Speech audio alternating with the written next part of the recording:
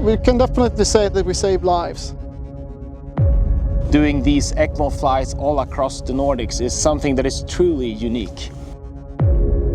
The challenges of not knowing what's coming next is the beauty of it. Most of the missions that we're doing, the patients are in so bad condition that almost all of them will die if we can't get to them. So I'm Lars Falk, I'm the medical director for ITC, that's Intensive Care Transportation Center here at Karolinska in Stockholm. I'm Richard Gillberg. I am the flight ops manager for AVINCIS here in Sweden. I work as a pilot, as a manager, managing what we do out there. My name is Marcus Christensen. I'm Chief Pilot 139. My name is Jim Funk. I'm the base commander and also one of the commanders on the 139 operations here at the Karolinska base.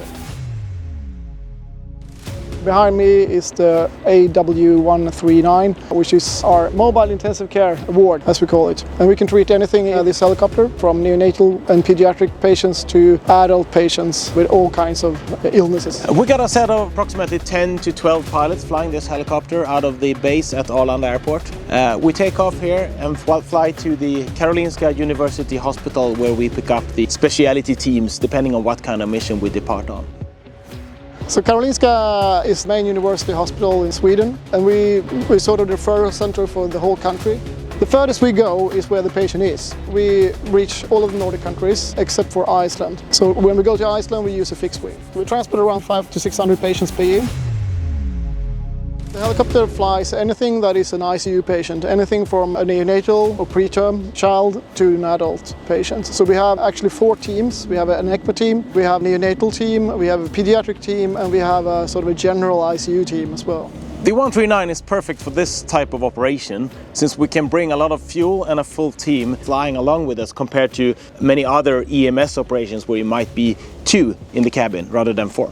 All the equipment that they are carrying with them to do those very complex operations on the patients. We bring patients that have no heart and no lungs, but they are still alive, so that is very complex.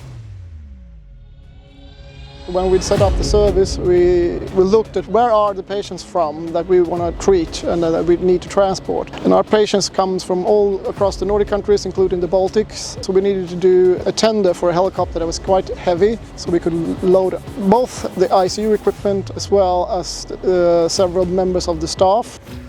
As a university hospital, we need to be able to reach all the patients. If you aim for a smaller helicopter, you won't be able to reach the patients out there. And that means that you really need to go for a larger rotary aircraft that can go further and faster. Otherwise, you will end up with a very small helicopter and you won't reach the patient in time. Having this 139 in our fleet is something we're very proud of, and being able to fly with full ice protection, doing these ECMO flights all across the Nordics is something that is truly unique.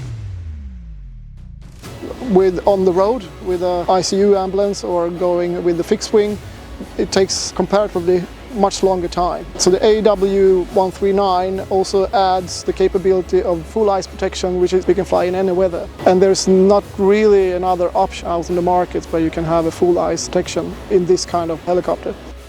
Yeah, we did a flight that was actually 404 nautical miles from Stockholm up to Sandnässjön up in northwest of Norway. Non-stop flight, icing all the way up there. Took us 3 hours and 15 minutes flight time, and we didn't need to refuel on the whole way up, so that was beautiful.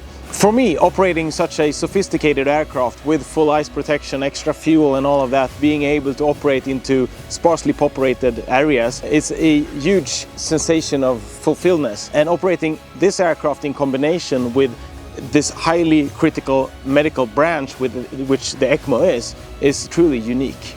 What I enjoy about flying helicopters is the freedom, of course, and specifically at the Karolinska base fly a lot more instrument flying, which is something I enjoy.